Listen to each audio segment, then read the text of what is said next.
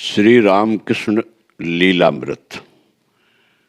जय ठाकुर, जय माँ। ओम शिव शिव शिव। काशीपुर में अंतिम दिन और श्री रामकृष्ण देव की महासमाधि। नए घर में जाने पर श्री रामकृष्ण देव का स्वास्थ्य सुधरने लगा। गले का घाव बहुत कुछ आराम होकर पेट में थोड़ा बहुत अन्न भी जाने लगा। उठकर बैठने से पहले के समान दर्द भी नहीं होता था। शरीर में 2-4 कदम चलने की भी शक्ति आ गई थी। इससे सभी को आनंद हुआ, परंतु यह आनंद बहुत दिनों तक नहीं टिका। रोग पुनः उलट पड़ा। घाव में पुनः बहुत दर्द होना शुरू हो गया। यह हाल देखकर भक्तों ने बहु बाजार के डॉक्टर राजेंद्र दत्त की औषधि शुरू की। 3-4 महीनों तक उनकी औषधि देने पर भी कुछ भी लाभ न होते देखकर डॉक्टर नवीन पाल की दवा शुरू की गई। इसके सिवाय बीच बीच में और दूसरे डॉक्टर भी आते ही थे। डॉक्टर पाल की औषधि से लाभ न होते देखकर श्री रामकृष्ण देव की सम्मति लेकर कलकत्ता मेडिकल कॉलेज के प्रिंसिपल डॉक्टर कोट्स को बुलाया गया। उन्होंने पूरी परीक्षा करके रोग को असाध्य बताया। इतने डॉक्टरों और वैद्यों की दवा हुई, परंतु रोग के बारे में कोई एक मत निश्चित नहीं हुआ। कोई उसे कंठ रोग, कोई गंडमाला और कोई कैंसर बताते थे। कभी कभी वह घाव मिट सा जाता था और उसके स्थान में एक बड़ा फोड़ा हो जाता था और उससे श्री रामकृष्ण देव को बहुत पीड़ा होती थी। कभी कभी वह फोड़ा इतना बढ़ जाता था कि उससे श्वासोच्छ्वास में भी कष्ट होने लगता था। उस फोड़े के फूटते तक उन्हें अपने प्राण निकलने के समान पीड़ा होती थी। पेट में एक कौर भी अन्न नहीं जाता था। एक पाव दूध में से आधा नीचे पेट में उतरता था और आधा निकल जाता था। कुछ दिनों में वह फोड़ा थोड़ा सा फूट जाता और उसमें से पी बहने लगता था और तब उन्हें कुछ समय तक थोड़ा आराम मालूम पड़ता था, पर किसी भी उपाय से रोग जरा भी पीछे नहीं हटता था। यह दारुण पीड़ा वे हास्य युक्त चेहरे के साथ सहा करते थे। रोग कैसे आराम होगा, इस बात की उन्होंने कभी चिंता नहीं की और न वे कभी उदास होकर चुप ही बैठे रहे। वे अपना लोगों को उपदेश देने का कार्य अव्याहत गति से चलाते रहे। यदि कोई डॉक्टर की अधिक न बोलने की सलाह का उन्हें स्मरण करा दे तो वे हंसकर कहते थे, देह जाने दुख जाने मन, तुम आनंदे थाक। जब डॉक्टर या और कोई दूसरे लोग उनके रोग की चर्चा करते थे तब उनका ध्यान क्षण भर के लिए उस रोग की ओर खींचता था और उन्हें उसकी चिंता हुई सी जान पड़ती। पर यह अवस्था केवल क्षण मात्र ही रहती। दूसरे ही क्षण वे सब कुछ भूल जाते और ईश्वरीय वार्ता करने लगते। श्री रामकृष्ण देव की आयु के इन अंतिम 8-8.5 महीने का तारीखवार वृतांत देना तो यहाँ संभव नहीं, और आवश्यक भी नहीं है, इसलिए उन दिनों के कुछ प्रसंगों का वर्णन यहाँ दिया जाता है, जिससे आपको स्वयं श्री रामकृष्ण देव के मुख के कुछ शब्द सुनने के लिए मिलेंगे। तारीख 23/12/1885। श्री रामकृष्ण देव मास्टर से बोले, कितने दिनों में तू समझता है कि मेरा रोग आराम हो जाएगा? मास्टर बोले, रोग बहुत बढ़ गया है, इसलिए मालूम होता है उसके आराम होने में भी बहुत दिन लगेंगे।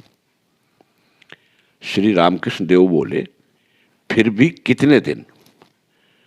मास्टर बोले, 5-6 महीने तो चाहिए ही। श्री रामकृष्ण देव अधीर होकर बोले, क्या 5-6 महीने लगेंगे? मास्टर बोले, हाँ, मालूम तो ऐसा ही पड़ता है, पर यह तो पूरे आराम होने की बात है। श्री रामकृष्ण देव धीरज धरकर बोले, हाँ, ऐसा कुछ कहो। क्या कहा 5-6 महीने? पर क्यों? यह सब ईश्वर रूप दर्शन और भाव और समाधि होने पर भी, और फिर यह रोग कैसे आया? मास्टर बोले, आपको कष्ट तो बहुत हो रहा है, पर इसमें भी कुछ उद्देश्य है। श्री रामकृष्ण देव बोले, कौन सा? मास्टर बोले, आपकी अवस्था में अब परिवर्तन हो रहा है। आपके मन का झुकाव अब निराकार की ओर हो रहा है। श्री रामकृष्ण देव बोले, हाँ, ऐसा मालूम तो पड़ता है। अब उपदेश भी बंद होने लगा है, बोल भी नहीं सकता। सर्व जगत राममय दिखने लगा है। एकाध बार मालूम पड़ता है कि अब बोलूं तो किसके साथ बोलूं। यही देखो ना, मेरे लिए इस बंगले को तुम लोगों ने किराए पर लिया है। सुनकर देखो कितने लोग आने लगे हैं।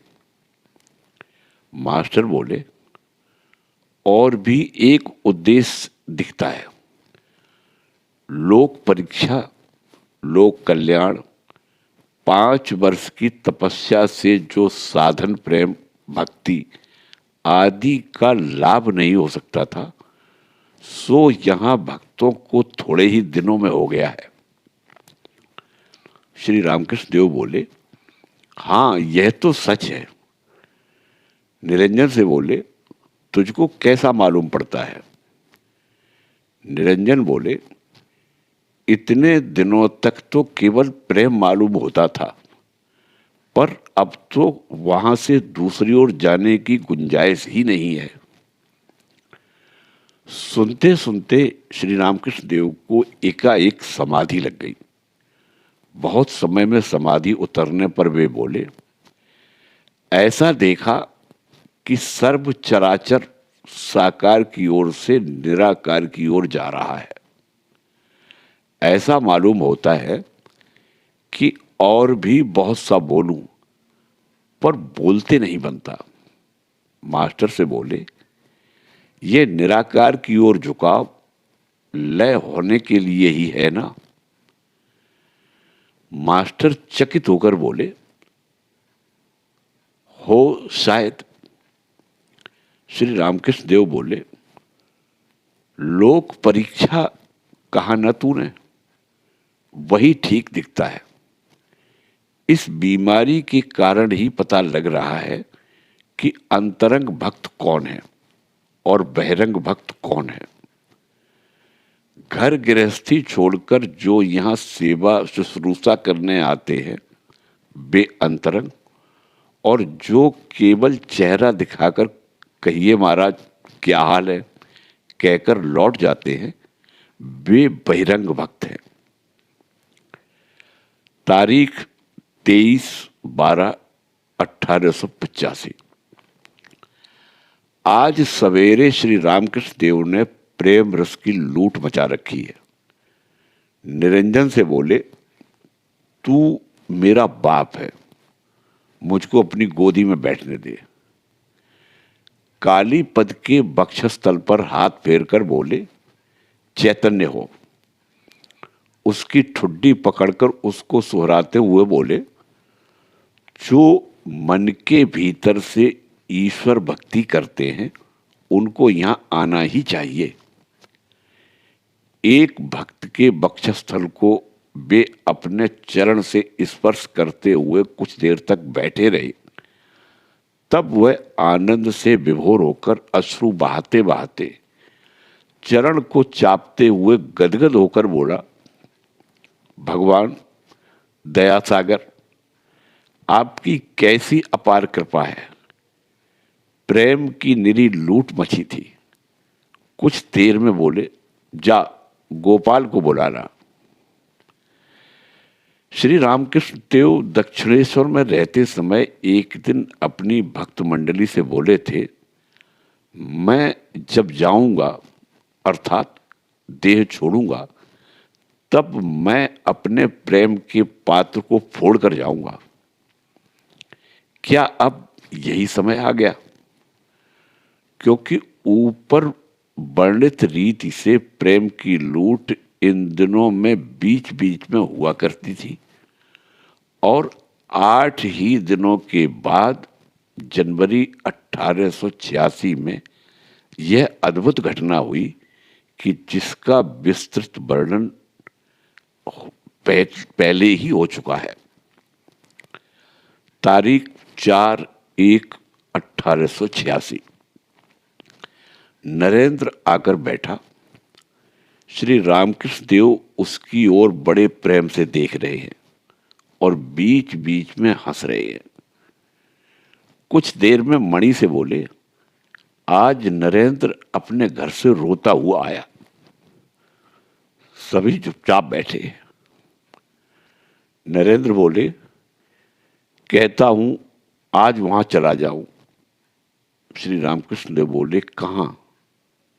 नरेंद्र बोले, दक्षिणेश्वर में कहता हूं, वहां रात को बेल के नीचे धूनी जलाकर बैठूं। श्री रामकृष्ण देव बोले, हाँ हाँ वैसा मत कर। बारूद गोली के कारखाने वाले पहरेदार वहां धूनी जलाने नहीं देंगे। पंचवटी अच्छी जगह है। अनेक साधु महात्माओं ने वहां जप ध्यान किया है, पर रात अंधेरी है और सर्दी भी बहुत है। सब लोग स्तब्ध बैठे हैं। श्री रामकृष्ण देव पुनः बोलने लगे। श्री रामकृष्ण देव बोले, क्या अब आगे नहीं पढ़ेगा? नरेंद्र बोले, आज तक जो भी पढ़ा वह सब भूल जाऊं। ऐसी कोई औषधि मुझे मिल जाए तो अच्छा हो। काली पद ने श्री रामकृष्ण देव के लिए कुछ अंगूर ला दिए। श्री रामकृष्ण देव ने टोकरी में से कुछ अंगूर लेकर प्रथम नरेंद्र को दिए और शेष अपनी भक्त मंडली में बिखेर दिए। संध्या काल हो गया। नरेंद्र और मणि एक किनारे अकेले में बातचीत कर रहे हैं। नरेंद्र बोले, गत शनिवार को यहां ध्यान कर रहा था, एकाएक हृदय में कैसा सा होने लगा। मणि बोले, कुंडलिनी जागृत हुई होगी। नरेंद्र बोले, होगी। इड़ा पिंगला स्पष्ट दिखने लगी। हाजरा के पास जाकर कहा, जरा छाती पर हाथ रख कर तो देखिए। कल रविवार था। अटारी पर जाकर उन्हें सब कुछ बता दिया, अर्थात श्री रामकृष्ण देव को सब कुछ बता दिया और कहा, हर एक को कुछ न कुछ मिला है, अब मुझको भी तो कुछ दीजिए। मणि बोले, तब वे क्या बोले? नरेंद्र बोले, वे बोले, तू एक बार अपने घर की ठीक व्यवस्था करके आ, तब सब कुछ हो जाएगा। तुझको क्या चाहिए? मैं बोला, मुझको ऐसा लगता है कि लगातार 3-4 दिनों तक समाधि में मगन बना रहूं। यूं ही खाने के लिए पर्याप्त समय तक ही समाधि से उतर जाया करें। इसे सुनकर वे बोले, तू तो बड़ा ही बुद्धिहीन है रे भाई। अरे उस अवस्था से भी और उच्च अवस्था है। तुझको तो वह गाना आता है, जो कुछ है सो तू ही है। जा, तू एक बार अपने घर की ठीक ठीक व्यवस्था करके आ। समाधि अवस्था से भी उच्च अवस्था तुझको मिलेगी।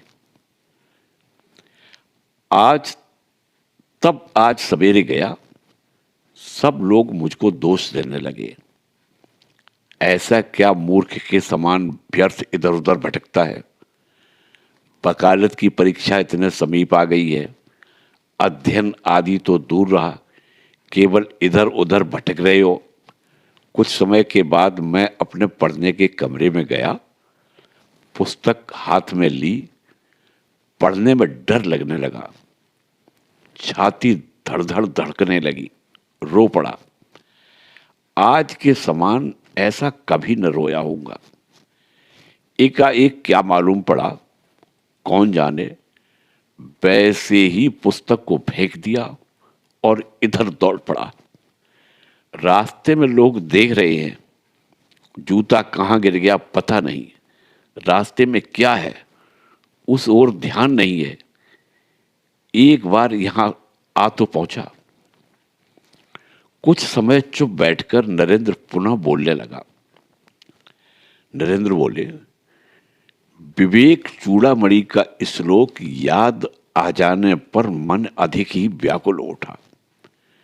शंकराचार्य ने कहा है, ये 3 बातें मनुष्य को बड़े पुण्य से और ईश्वर की कृपा से ही प्राप्त होती हैं। मनुष्यत्वम, मुमुक्षुत्वम, महापुरुष संश्रया। ऐसा मालूम पड़ा कि मुझे ये तीनों चीजें प्राप्त हो गई हैं।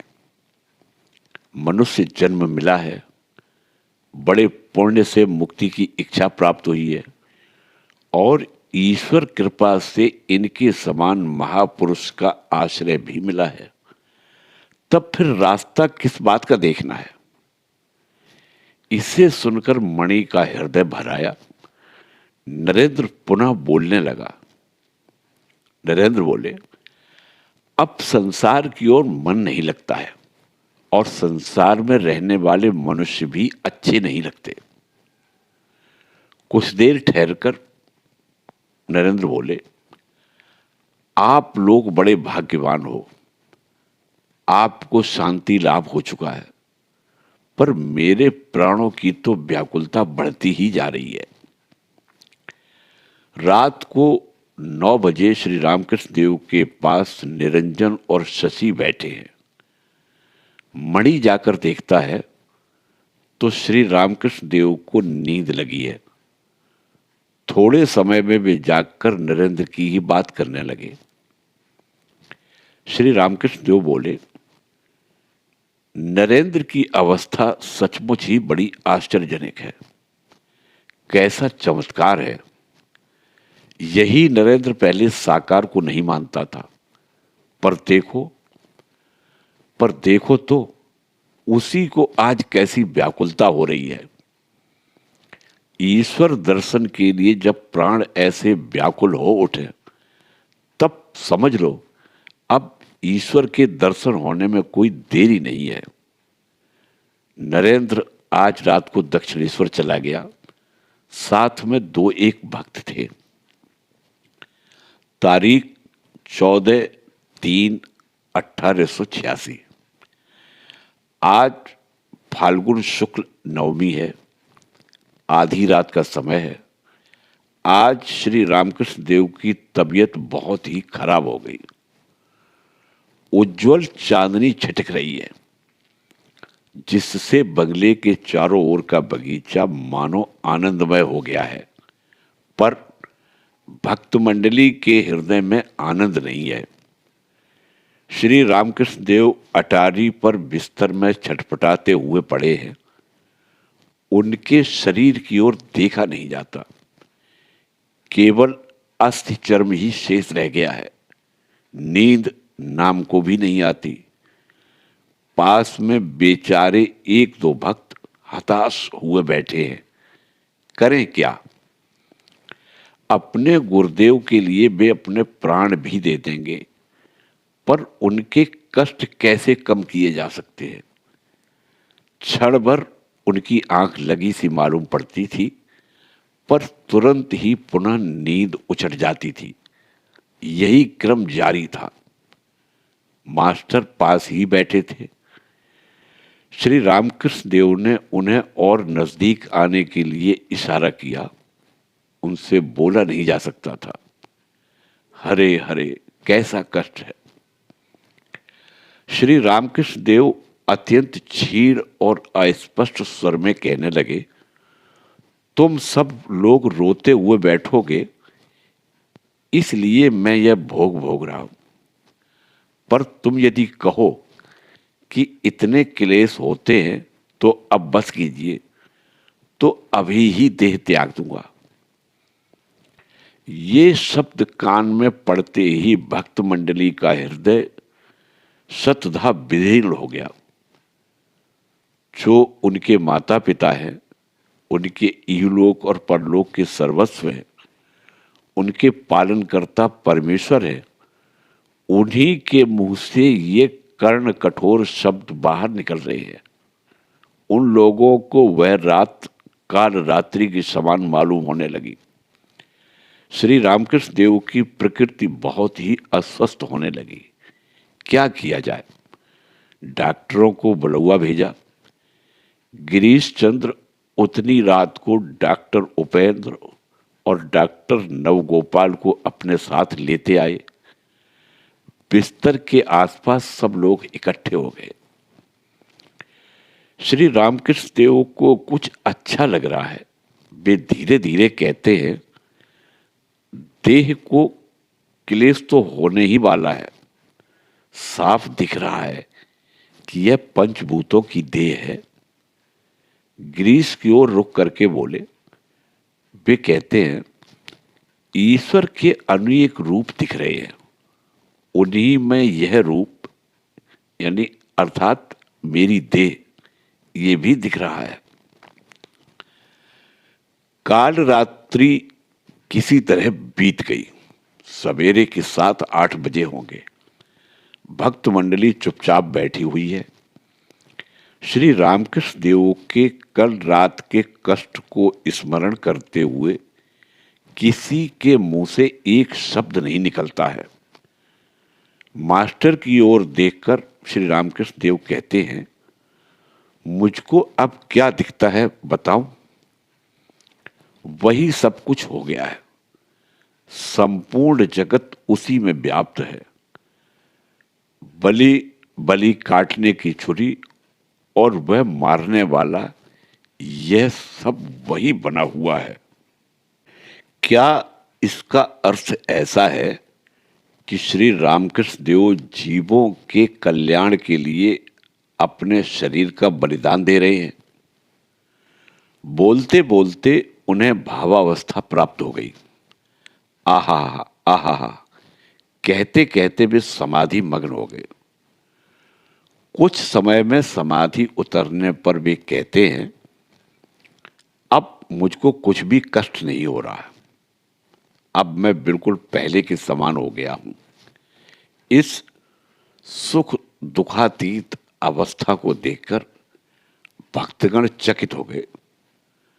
कुछ देर में श्री रामकृष्ण देव कहते हैं, यह लाटू सिर पर हाथ रखे बैठा है, पर दिखता ऐसा है मानो ईश्वर ही सिर पर हाथ रखकर बैठा हो। थोड़े ही समय में श्री रामकृष्ण देव का प्रेम सागर मानो उमड़ पड़ा। उनके स्नेह समुद्र में मानो बाढ़ आ गई। राखाल और नरेंद्र को बच्चों के समान सुहराते हुए उनके मुंह पर हाथ फिरा रहे हैं।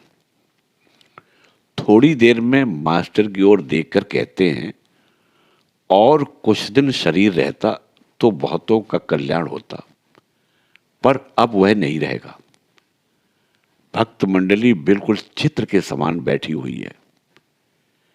श्री रामकृष्ण देव और आगे कह रहे हैं, पर उसे अब माता नहीं रखेगी। शायद भोला भाला मूर्ख देखकर लोग सब कुछ पहचान लें, और मैं भोला भाला मूर्ख लोगों को सब कुछ दे डालूं, इसीलिए माता इस शरीर को नहीं रखेगी। राखाल बोले, महाराज, आप ही अपना शरीर और कुछ देर रखने के लिए माता से कहिए ना। श्री रामकृष्ण देव बोले, माता की जैसी इच्छा होगी वैसा ही होगा। नरेंद्र बोले, आपकी इच्छा और माता की इच्छा बिल्कुल एक हो गई है। कुछ देर ठहरकर श्री रामकृष्ण देव कहते हैं, देह धारण करने पर उसके साथ दुख लगा हुआ ही है। इसी कारण एकाध बार ऐसा लगता है कि पुनः आना न पड़े। परंतु फिर भी एक बात और है, बाहर के न्योते का चस्का लगने पर घर की भाजी रोटी अच्छी नहीं लगती। तारीख 22/4/1886। आज डॉक्टर सरकार और राजेंद्र दत्त दोनों ही श्री रामकृष्ण देव के पास आए हैं।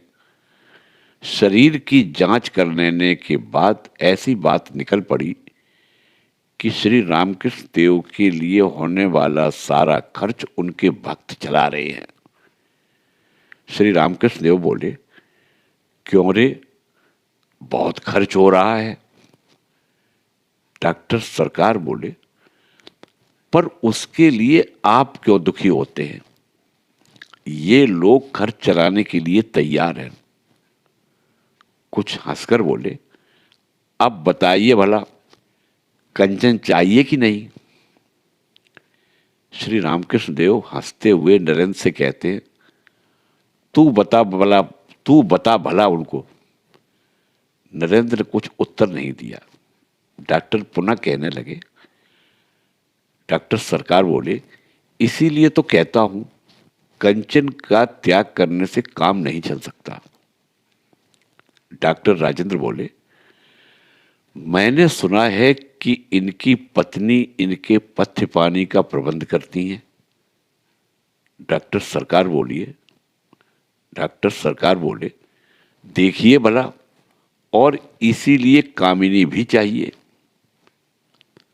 श्री रामकृष्ण देव विस्मित मुख होकर बोले, बड़ी मुश्किल है बाबा। डॉक्टर सरकार बोले, वह मुश्किल न रहे तो फिर क्या, सभी परमहंस बन जाएं। श्री रामकृष्ण देव बोले, क्या बताऊं, स्त्रियों का स्पर्श तक सहन नहीं होता है।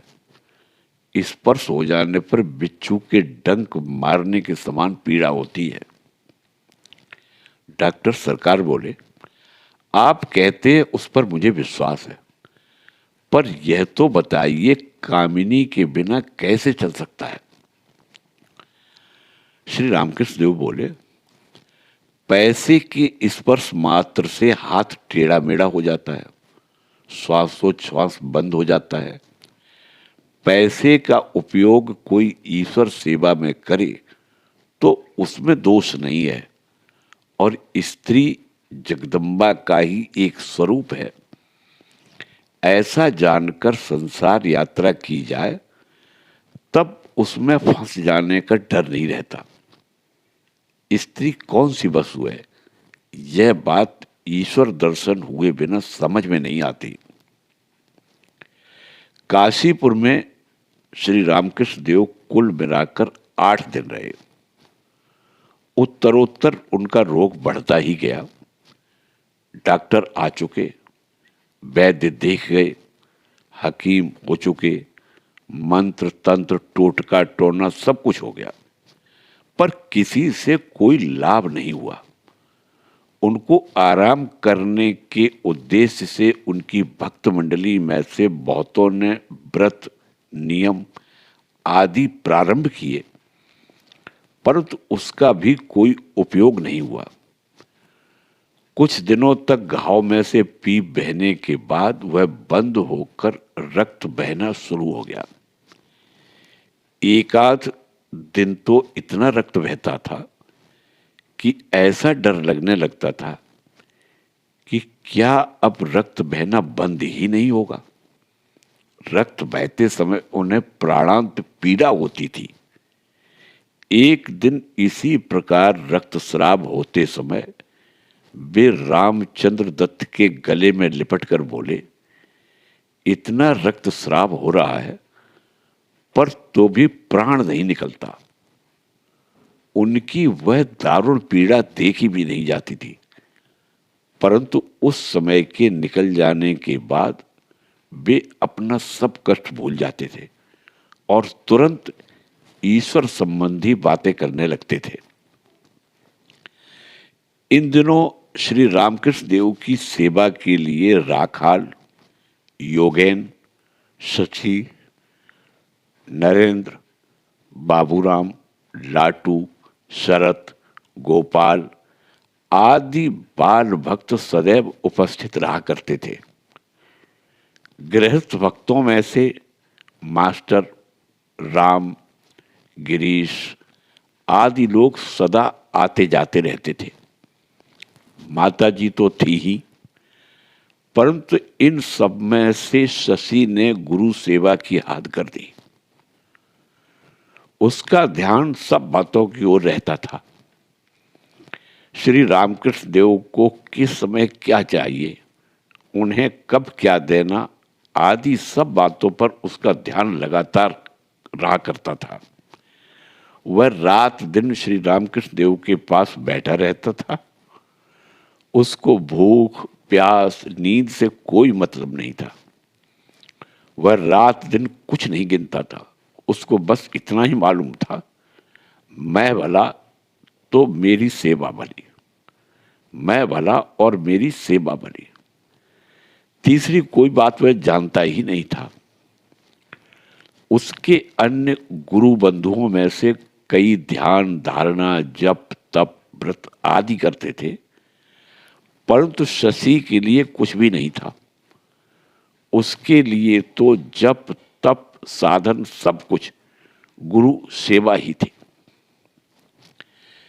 ज्ञानेश्वरी के 13वें अध्याय में आचार्योपासनम पद की व्याख्या करते समय श्री ज्ञानेश्वर महाराज की गुरु भक्ति उमड़ पड़ी और उसी उमंग में उन्होंने गुरु सेवा का जो आकर्षक वर्णन दिया है और गुरु सेवा की जो पराकाष्ठा दिखाई है, वैसी ही गुरु सेवा अंतिम समय में शशि ने प्रत्यक्ष करके दिखला दी।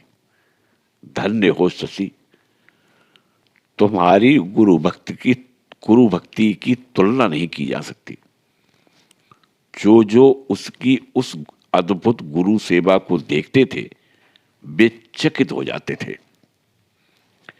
दिनों दिन श्री रामकृष्ण देव का स्वास्थ्य अधिकाधिक गिरता गया।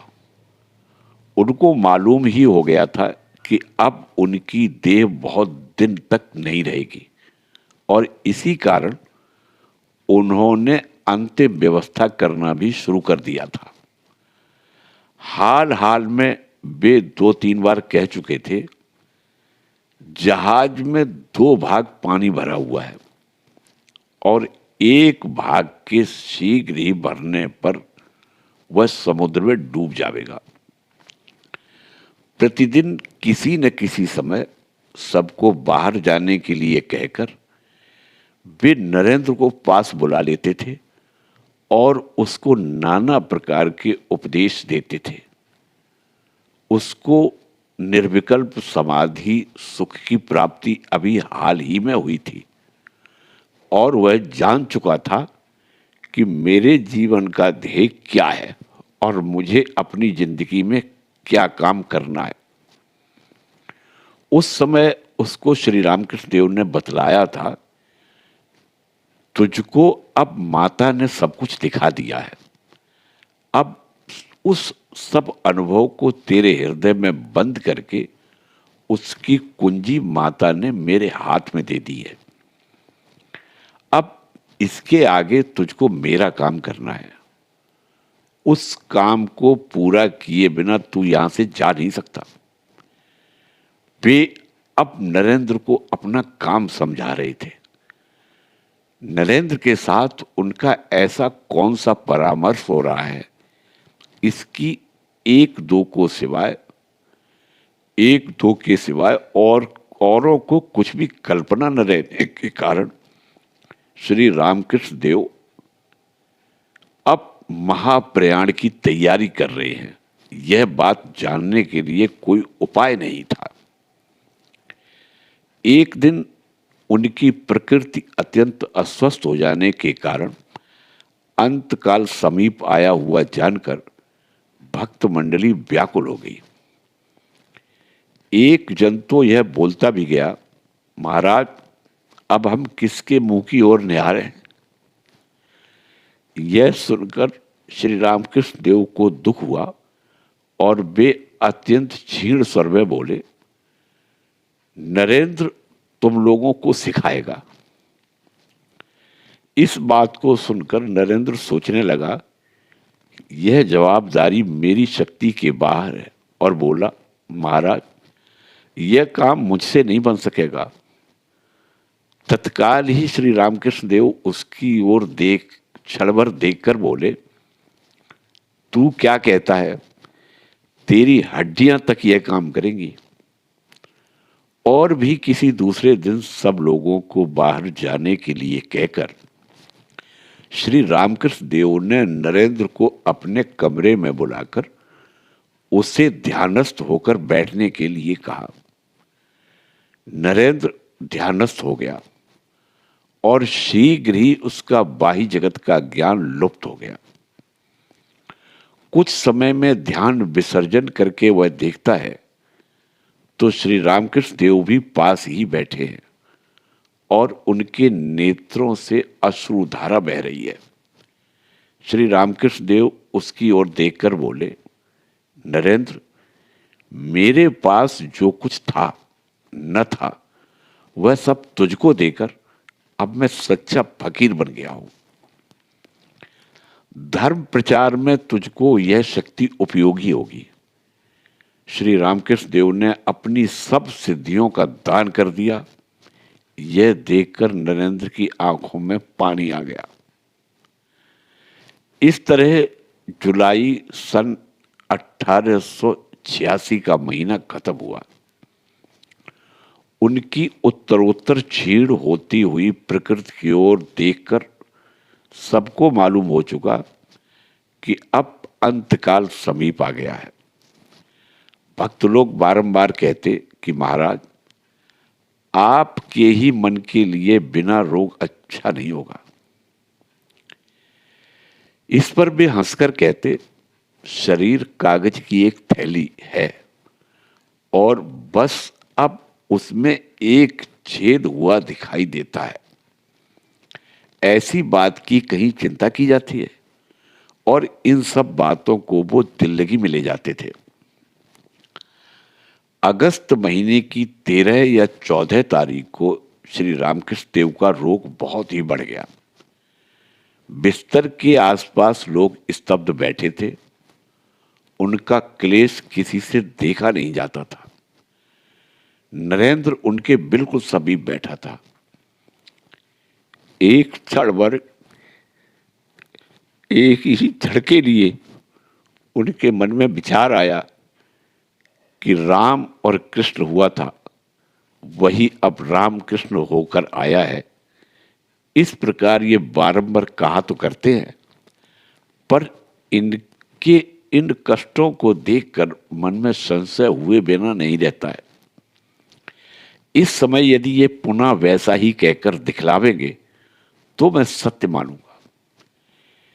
इस विचार के आने मात्र की देरी थी कि एकदम उसकी ओर रुक करके उसकी तरफ टक लगाकर देखते हुए श्री रामकृष्ण देव गंभीर स्वर में बोल उठे, हाँ, अभी तक शंका, अभी भी संशय बना है ना? पक्का ध्यान में रख कि जो राम और जो कृष्ण हुआ था वही अब राम कृष्ण होकर आया है। तेरे वेदांत की दृष्टि से नहीं, वरन प्रत्यक्ष रूप से सत्य है। इन शब्दों के कानों में पड़ते ही सब भक्तगण और विशेषकर नरेंद्र बिल्कुल चकित हो गए। अगस्त मास की 16वीं तारीख आई। उस दिन रविवार था और श्रावणी पूर्णिमा थी। सवेरे ही उन्होंने एक से पंचांग देखकर एकाध अच्छा दिन बताने के लिए कहा। उसी दिन का शुभाशुभ फल बताकर वह भक्त अगले दिन का अर्थात भाद्रपद कृष्ण प्रतिपदा का फल बताना ज्यों ही शुरू करने वाला था, त्यों ही उसे रुकने के लिए कहकर वे कुछ दूसरी ही बात बोलने लगे। उस दिन उनका सभी कुछ व्यवहार निराला ही दिखने लगा। दोपहर के समय डॉक्टर नवीन पाल उनको देखने के लिए आए। श्री रामकृष्ण देव उनसे बोले, आज अत्यंत क्लेश हो रहा है। पीठ का कमर के पास का भाग मानो जल रहा है। ऐसा कहकर उन्होंने अपना हाथ सामने किया। नाड़ी देखकर डॉक्टर श्री रामकृष्ण देव की ओर एकटक देखने लगे। श्री रामकृष्ण देव ने पूछा, है कोई उपाय? डॉक्टर साहब को अब क्या बोलना चाहिए सो समझ नहीं पड़ा। श्री रामकृष्ण देव आप ही बोले, अब कोई उपाय नहीं है, रोग असाध्य हो गया है, बस यही बात है ना? यह सुनकर नीचा सिर करके डॉक्टर बहुत धीरे से ओठ में ही बोले, हाँ, सचमुच ऐसा ही मालूम पड़ता है। त्यों ही देवेंद्र की ओर देखकर श्री रामकृष्ण देव कहते हैं, ये लोग इतने दिनों तक मुझसे कहते थे रोग अच्छा हो जाएगा, और यही कहकर मुझको यहाँ लाए, और अब रोग आराम नहीं होता तो व्यर्थ ही कष्ट क्यों उठाया जाए। डॉक्टर वहां से चले गए। उस समय से फिर उन्होंने अपने रोग, दर्द और औषधि का नाम भी नहीं निकाला। कुछ समय में वे कहने लगे, देख, हमारी हंडी दाल भात खाने की इच्छा हो रही है। यह सुनकर देवेंद्र उन्हें एक छोटे बच्चे के समान समझाने लगा, पर वे किसी तरह नहीं मानते थे। डॉक्टर गए। उसी समय से उनकी मुद्रा बदल गई। वे अपनी बीमारी को बिल्कुल भूलकर बड़े आनंदित दिखने लगे। थोड़े ही समय में एक सज्जन उनसे योग संबंधी प्रश्न पूछने के लिए आए। उनके साथ वे लगभग 2 घंटे बोलते रहे। उनके चेहरे पर रोग या दर्द के कुछ भी चिन्ह नहीं दिखते थे। कुछ समय में डॉक्टर आए और वे उनको एक औषधि देकर बोले, इस औषधि से आपको अवश्य ही लाभ होगा। उसे लेकर श्री रामकृष्ण देव किंचित क्रुद्ध से होकर बोले, माता, और कितने दिनों तक तू मुझे जूठर खाने में लगाने वाली है? उस रात को वे नित्य की अपेक्षा अधिक अन्न खा सके और बड़े आनंद से कहने लगे, मुझको कुछ भी नहीं हुआ है, केवल गले की ओर उंगली दिखाकर यह यहां कुछ सा दिखाई देता है। रात को वे तकिए के सहारे टिककर अपने बिस्तर पर बैठे हुए बहुत समय तक लोगों से बातें करते रहे। सिर्फ उनका शरीर और दिनों की अपेक्षा बहुत कुछ गर्म लगता था। कुछ देर के बाद वे बोले, तुम लोग मुझको हवा करो। लोग हवा करने लगे। नरेंद्र उनके पैरों को अपनी गोदी में रखकर धीरे धीरे दाब रहा था। श्री रामकृष्ण देव उससे बोले, इन लड़कों की अच्छी खबरदारी रखना भला। उन्होंने उन शब्दों का उच्चारण उस रात को कम से कम 3-4 बार किया होगा। कुछ समय के बाद वे कहने लगे, मुझको कुछ नींद आ रही है, सोता हूं। ऐसा कहते हुए वे बिस्तर पर लेट गए। 2:15 या 2.5 घंटे तक उन्हें अच्छी नींद आई। 1 बजने के लगभग उन्होंने एकदम करवट बदली। उसी समय भर्राते हुए स्वर में ओम ओम का उच्चारण होते हुए लोगों को सुनाई दिया। उस समय उनका सर्वांग रोमांचित हो गया था और मुखमंडल अत्यंत शांत और तेजोमय दिखाई देता था। नरेंद्र ने उनके पैरों को जल्दी जल्दी परंतु धीरे से एक तकिए पर रख दिया और स्वयं जीने की ओर दौड़ गया। उससे वह दृश्य देखा नहीं गया। एक डॉक्टर पास ही बैठे थे। वे नाड़ी देखने लगे पर उनको नाड़ी का पता ही नहीं लगा। त्यों ही वे जोर जोर से रोने लगे। शशि अभी तक यही समझता था कि यह हमेशा के समान समाधि ही है। इसी कारण वह एकदम जोर से चिल्लाकर बोला, कितना चिल्लाता है रे गधा। थोड़ी ही देर में नरेंद्र भी ऊपर आ गया। अब तक सब कोई यही समझते थे कि यह समाधि है, इसीलिए उसको उतारने के लिए सबों ने हरिओम का जोर जोर से जप करना शुरू कर दिया। सवेरे 5 बजे के करीब श्री रामकृष्ण देव का शरीर ठंडा पड़ने लगा, तथापि कमर का भाग गर्म लगता था। इसीलिए कोई नहीं समझता था कि यह महासमाधि है। पहले ही कुछ लोग और दूसरे डॉक्टरों को लाने के लिए गए थे। डॉक्टर सरकार आए और सब लक्षणों को देखकर उन्होंने इसे महासमाधि ही बताया। तो भी किसी किसी को अब तक संशय बना रहा। डॉक्टर सरकार के चले जाने के बाद वहां उस समय कुछ सन्यासी आए और उन्होंने सब लक्षणों को देखकर उनकी महासमाधि होना ही प्रकट किया। बस हो गया। अब संशय के लिए कोई गुंजाइश ही नहीं रही। इधर उधर एकदम हाहाकार मच गया। भक्त मंडली को दसों दिशाएं शून्य मालूम पड़ने लगी। उन लोगों को इस विस्तृत जगत में अकेले ही छोड़कर उनके इहलोक और परलोक के आधार, उनके सर्वस्व, उनके देवाधिदेव उन्हें छोड़कर चले गए। सवेरे से ही यह दुखद समाचार सारे शहर में फैल गया था। सवेरे ही नीचे की मंजिल की बैठक में एक सुंदर विमान बनाकर उसे पुष्प मालादि से सजाकर उस पर श्री रामकृष्ण देव के शरीर को लाकर रख दिया गया। सारे शहर भर में शोक की छाया पड़ी सी मालूम होती थी। उस महापुरुष का अंतिम दर्शन करने के लिए चारों ओर से झुंड के झुंड लोग काशीपुर के उस बंगले में आकर इकट्ठे होने लगे। दोपहर के समय श्री रामकृष्ण देव के शरीर का और उनकी सब शिष्य मंडली का फोटो उतारा गया। संध्या काल तक लोगों की लगातार भीड़ लगी हुई थी।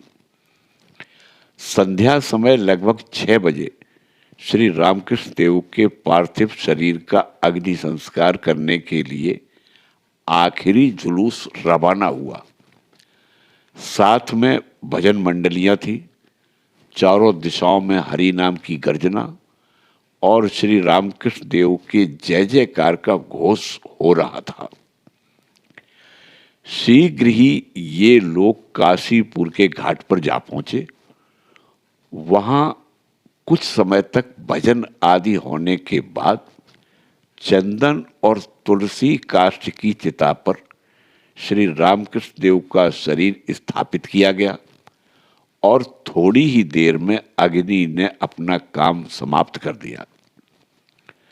तब फिर उनकी अस्थियों को एक तांबे के पात्र में रखकर शिष्य मंडली शून्य मन से काशीपुर के बगले की ओर वापस लौटी। जय ठाकुर, जय मां।